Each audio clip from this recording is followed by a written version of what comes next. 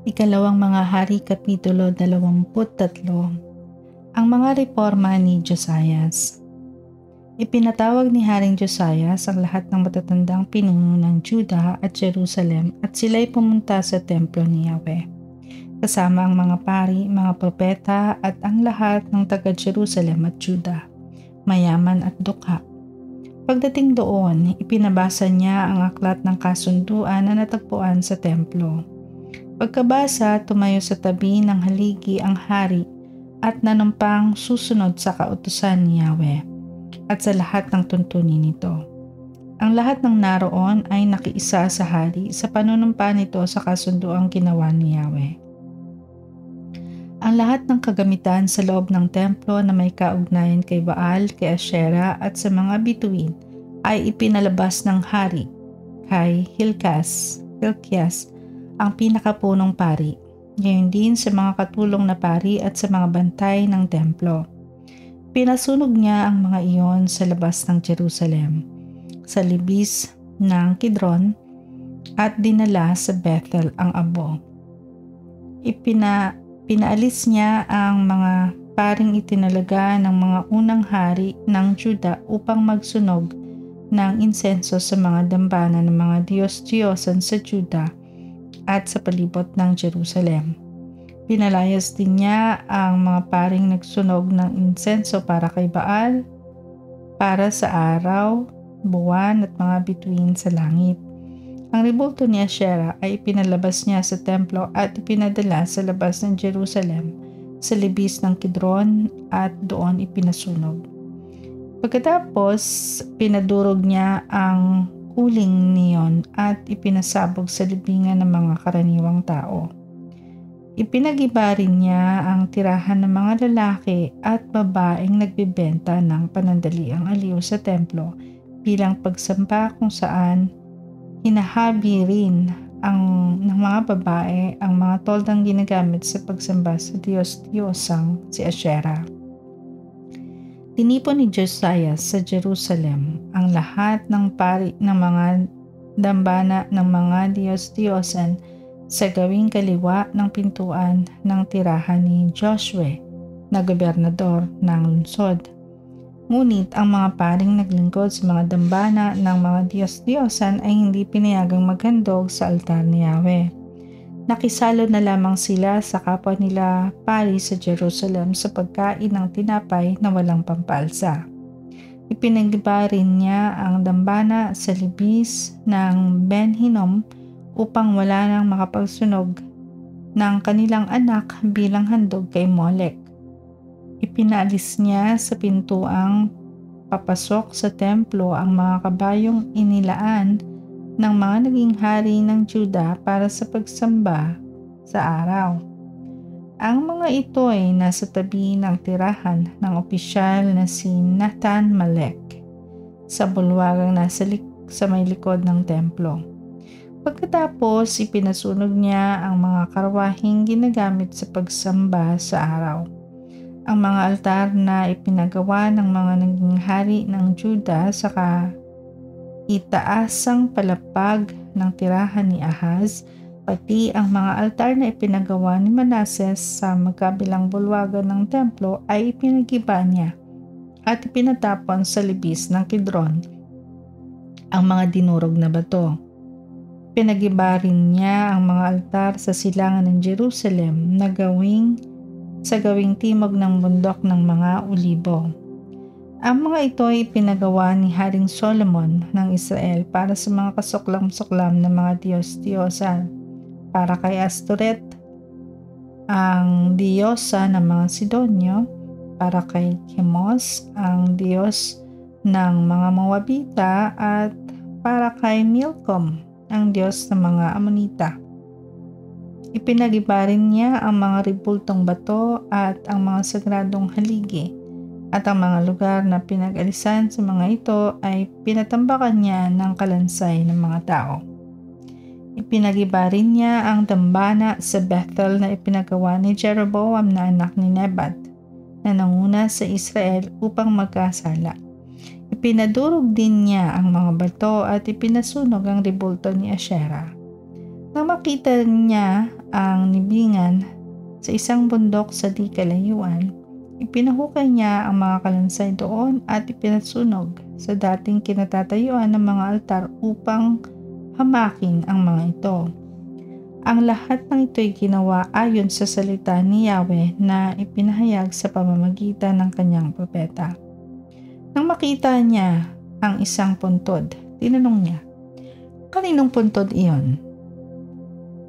Puntod po iyon ng propetang mula sa Juda. Siya po ang nagpahayag noon ng tungkol sa pagwasak na ginawa ninyo ngayon sa altar sa Bethel. Sagot ng mga taga roon. Sinabi niya, "Kung ganoon, huwag ninyong gagalawin ang kanyang kalansay." Kaya hindi nila ginalaw ang mga buto niyon pati ang kalansay ng propeta mula sa Samaria. Pati ang dambana ng mga Diyos-Diyosan sa mga lungsod ng Samaria na ipinagawa ng mga naging hari ng Israel at siyang naging dahilan ng galit ni Yahweh ay ipinagiba ni Haring Josias. Ginawa rin niya rito ang ginawa niya sa Bethel. Pinatay niya ang mga paring naglilingkod sa mga altar ng mga Diyos-Diyosan. Pinatambakan din niya ng kalansay ng mga tao ang mga altar at sinunog. Pagkatapos bumalik siya sa Jerusalem. Ipinagdiwang ni Josias ang Pasko. Ipinag-utos ni Haring Josias sa mga tao, ipagdiwang natin ang Pasko ni Yahweh ayon sa nakasulat sa Aklat ng Tipan. Sapagkat mula pa sa panahon ng mga hukom ay wala pang pari sa Juda at sa Israel na nagdiwang ng Pasko. Ngunit ng 18 taon ng paghahari ni Josias, ipinagdiwang sa Jerusalem ang Pasko ni Yahweh. Iba pang mga reforma ni Josias. Pinaalis ni Josias ang mga sumangguni sa mga espiritu ng namatay na ang mga manghuhula, mga Diyos-Diyosan at ang lahat ng kasuklam-suklam na mga bagay sa buong Juda at Jerusalem bilang pagtupad sa mga kautosang nasa aklat na natagpuan ni Hilkiah sa templo.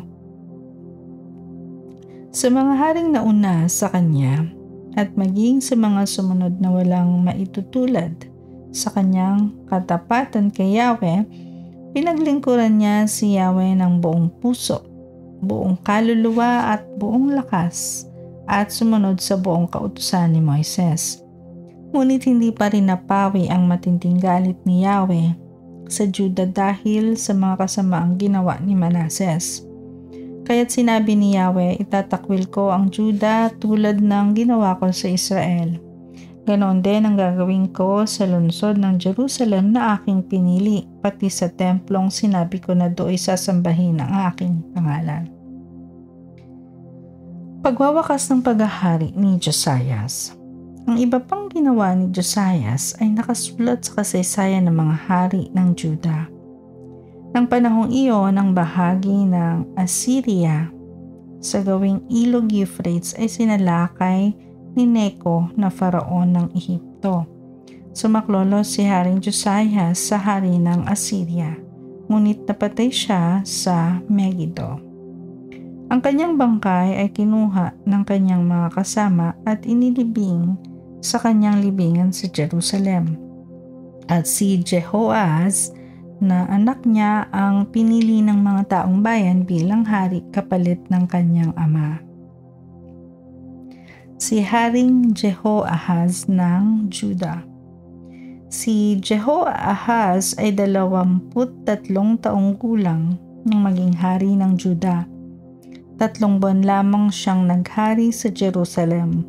Ang ina niya ay si Hamutal na anak ni Jeremias na taga Libna. Hindi siya naging kalugod-lugod kay Yahweh sapagkat tinularan niya ang masamang halimbawa ng kanyang mga ninuno.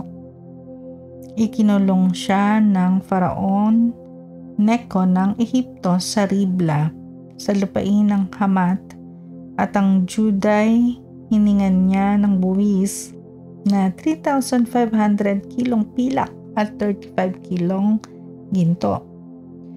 Inilagay ni Neco si Eliakim na anak ni Josias bilang hari at pinalitan niya ang Jehoiakim ang pangalan nito. Si Jehoahaz naman ay dinalang bihag sa Ehipto at doon na ito namatay. Si Haring Jehoiakim ng Juda. Si Haring Jehoiakim ng Juda ay nagbabayad ng buwis na pilak at ginto kay Neco. Kaya't pinatawan niya ng buwis ang buong bayan ayon sa makakaya ng bawat isa upang may maibigay siya kay Neco. Si Jehoiakim ay 25 taong gulang nang maghari sa Jerusalem at ito'y tumagal ng 11 taon. Ang kanyang ina ay si Jebida na anak ni Pedaias na taga Ruma. Tulad ng masamang halimbawa ng kanyang mga ninuno, ginawa rin niya ang mga bagay na hindi kalugod-lugod kay Yahweh.